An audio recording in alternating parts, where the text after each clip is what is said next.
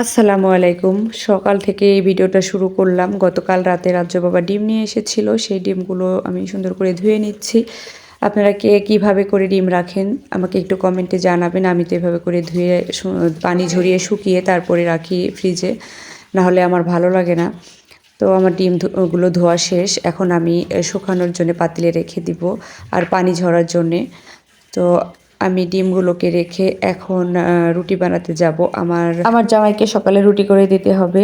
২-৩টা করে রুটি করে দেই। সে একা খায়। এই যে দেখতে পাচ্ছেন এখানে ৩টা রুটি করে নিচ্ছি আমি আজকে।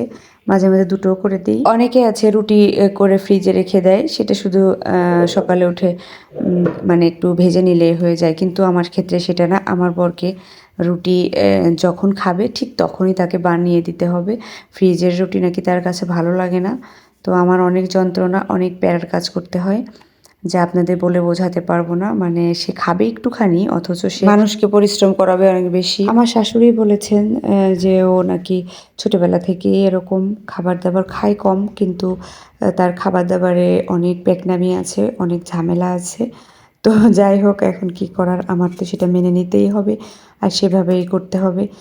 আমার কষ্ট হলেও যদি একজন মানুষ খায় বা খেতে পারে এটাই আমার জন্য অনেক বেশি। আমার কষ্টের থেকে ভালো লাগাটাই বেশি কাজ করে যে আমার জন্য একজন মানুষ খেতে পারছে।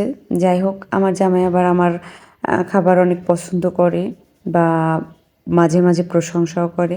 আবার এভাবেও প্রশংসা করে যে আমার বাজার আজকে ভালো হয়েছিল বা মাছ আজকে ভালো ছিল এইজন্যে তরকারিটা অনেক মজা হয়েছে।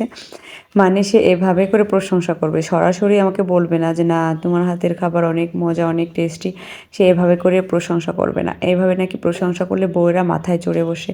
মানে এই ধরনের কথাবার্তা আমাকে বলে। তো আপুদের বলছি যে, "ভাইয়ারা কি আপনাদের এভাবে করে প্রশংসা করে নাকি সরাসরি প্রশংসা করে?" তো যাই হোক আপনাদের সাথে কথা বলতে, বলতে আমার রুটিগুলো বানানো শেষ হয়ে গিয়েছে। এখন আমি ডিম ভাজি করে নিব। আমি আর আমার ছেলে শুকনা খিচুড়ি খাবো। সেই শুকনা খিচুড়ির জন্য আমরা একটু ডিম ভাজি করে নিচ্ছি। আমার ধনিয়া পাতা দিতে ভুলে গিয়েছিলাম। এখন দিয়ে নিয়েছি।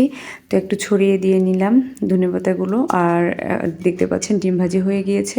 তো খাওয়া দাওয়া শেষ করে ছাদে চলে এসেছি। আমার পুঁইশাক গাছে দেখতে পাচ্ছেন অনেকগুলো ফুল এসেছে। তো ফুলগুলো আর একটু বড় হলে আমি এগুলোকে চিংড়ি মাছ দিয়ে রান্না করে খাবো। জানি না খেতে পারবো কি না। আল্লাহ কতটুকু কপালে রেখেছে বা কী অবস্থা। তো যাই হোক এখন ছাদ থেকে চলে এসেছি আর রান্না বসিয়ে দিয়েছি দুপুরে শাক ভাজি আর ভাত। তো শাক ভাজিটা হয়ে গিয়েছে দেখতে পাচ্ছেন। আমি এখানে তেলে দিয়ে নিয়েছি বা বাগার দিয়ে নিয়েছি আর এখানে মুরগির মাংস রান্না করব সব মশলা দিয়ে নিয়েছি। এখন আমি হাতে মেখে নিব। আমি পরিমাণ মতো তেল দিয়ে নিচ্ছি। আর মুরগির মাংসে কী, কী মশলা লাগে আমরা সবাই জানি। আদা, রসুন, জিরা, ধনিয়া গুঁড়া, তারপরে হচ্ছে মরিচের গুঁড়া, হলুদের গুঁড়া, লবণ, দারচিনি, এলাচ, তেজপাতা যাই হোক সব কিছু দিয়ে আমি মাংসগুলোকে কষিয়ে নিয়েছি হাতে মেখে। তো এখন আমি ঝোলের পানি দিয়ে দিয়েছি আর এই যে দেখতে পাচ্ছেন উপর দিয়ে এগুলো হচ্ছে আমি ভাজা জিরা গুঁড়া দিয়েছি আর হচ্ছে গরম মশলা গুঁড়া দিয়েছি। তো এই যে আমার তরকারিটা হয়ে গিয়েছে। সবাই ভালো থাকবেন। আল্লাহ হাফেজ।